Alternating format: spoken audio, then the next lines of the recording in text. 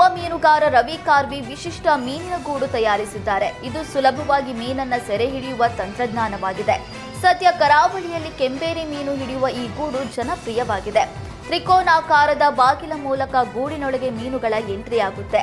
ಗೂಡಿನೊಳಗೆ ಬಿದ್ದ ಮೀನುಗಳು ಹೊರ ಹೋಗೋದಕ್ಕೆ ಸಾಧ್ಯವಾಗುವುದಿಲ್ಲ. ಮುಳ್ಳಿನಂತಹ ರಚನೆಯಿಂದ ಗೂಡಿನಲ್ಲಿ ಮೀನುಗಳು ಸಿಲುಕುತ್ತವೆ.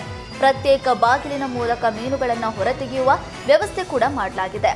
ಸಾಮಾನ್ಯ ನದಿಯಲ್ಲೂ ಮೀನುಗಾರಿಕೆ ಯಶಸ್ವಿಯಾಗಲಿದೆ. ಇದೀಗ ಗೋವಾ, ಕೇರಳ, ಮಂಗಳೂರು, ಕುಮಟಾದಿಂದ ಗೂಡಿಗೆ ಆರ್ಡರ್ ಮಾಡಲಾಗ್ತಿದೆ. ಗುರಾಯಿಸಿದ್ದೇಕೆ ಅಂತ ಪ್ರಶ್ನಿಸಿದ್ದಕ್ಕೆ ವಕೀಲನ ಮೇಲೆ ಹಲ್ಲೆ ನಡೆಸಿದ ಘಟನೆ ಬೆಳಗಾವಿಯ ಕಣಬರಗಿಯಲ್ಲಿ ನಡೆದಿದೆ. ಕಣಬರಗಿ ನಿವಾಸಿಯಾದ ವಕೀಲ ರಾಹುಲ್ ಮೇಲೆ 4-5 ಜನರ ಗುಂಪು ಹಲ್ಲೆ ನಡೆಸಿದೆ.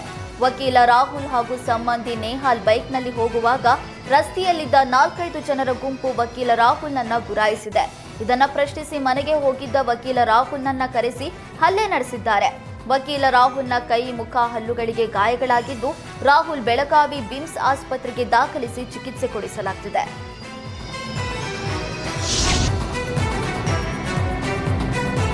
ಗೋಲ್ಡ್ ಸ್ಮಗ್ಲಿಂಗ್ ಪ್ರಕರಣದಲ್ಲಿ ಜೈಲು ಸೇರಿದ ನಟಿ ರನ್ಯಾ ರಾವ್ಗೆ ಡಬಲ್ ಟೆನ್ಷನ್ ಶುರುವಾಗಿದೆ. ಈಗಾಗಲೇ ಕೋರ್ಟ್ ಜಾಮೀನು ಅರ್ಜಿ ವಜಾಗೊಂಡು ರನ್ಯಾ ಟೆನ್ಷನ್ ಅಲ್ಲಿದ್ದಾಳೆ. ರನ್ಯಾಗೆ ವಿಚ್ಛೇದನ ನೀಡೋದಕ್ಕೆ ಪತಿ ಜತಿನ್ ಹುಕ್ಕೇರಿ ಸಿದ್ಧವಾಗಿದ್ದಾರೆ. ಮದುವೆಯಾದಾಗಿನಿಂದ ರನ್ಯಾ ಜೊತೆಗೆ ಒಂದಲ್ಲ ಒಂದು ತೊಂದರೆ ಬರ್ತಾ ಇದೆಯಂತೆ. ಹೀಗಾಗಿ ರನ್ಯಾನಿಂದ ಅಂತರ ಕಾಯ್ದುಕೊಂಡಿರುವ ಪತಿ ಜತಿನ್ ವಿಚ್ಛೇದನಕ್ಕಾಗಿ ಅರ್ಜಿ ಸಲ್ಲಿಸಿದ್ದಾರೆ. ಹೀಗಾಗಿ ರನ್ಯಾಗೆ ಸ್ಮಗ್ಲಿಂಗ್ ಕೇಸ್ ಒಂದು ಕಡೆಯಾದ್ರೆ ಮತ್ತೊಂದು ಕಡೆ ವಿಚ್ಛೇದನ ಟೆನ್ಷನ್ ಶುರುವಾಗಿದೆ. ಕೊಪ್ಪಳದ ಕುವೆಂಪು ನಗರದಲ್ಲಿ ಲವ್ ಜಿಹಾದ್ಗೆ ಒಳಗಾಗಿದ್ದ ಯುವತಿಯನ್ನ ಮನವೊಲಿಸಿದ ಬಳಿಕ ಮನೆಗೆ ವಾಪಸ್ ಆಗಿದ್ರು.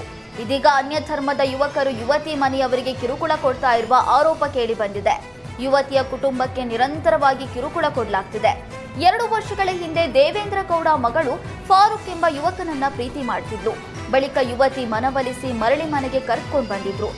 ಮನೆಗೆ ಮರಳಿ ಕರೆತಂದ ದಿನದಿಂದಲೂ ಕೂಡ ನಿರಂತರವಾಗಿ ಅನ್ಯ ಧರ್ಮದ ಕೆಲ ಯುವಕರು ಕಿರುಕುಳ ನೀಡ್ತಿದ್ದಾರೆ. ಲವ್ ಜಿಹಾದ್ ವಿಷಯ ಬಿಟ್ಟು ಕೇವಲ ಕ್ಷುಲ್ಲಕ ಕಾರಣ ಅಂತ ಎಫ್ಐಆರ್ ದಾಖಲಿಸಲಾಗಿದೆ.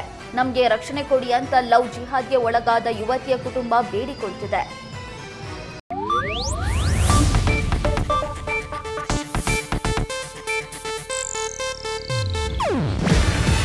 ಇದು ಏಷ್ಯಾನೆಟ್ ನ್ಯೂಸ್ ನೆಟ್ವರ್ಕ್ ಪ್ರಸ್ತುತಿ. ನೀವು ನೋಡ್ತಿದ್ದೀರಾ ಏಷ್ಯಾನೆಟ್ ಸುವರ್ಣ ನ್ಯೂಸ್.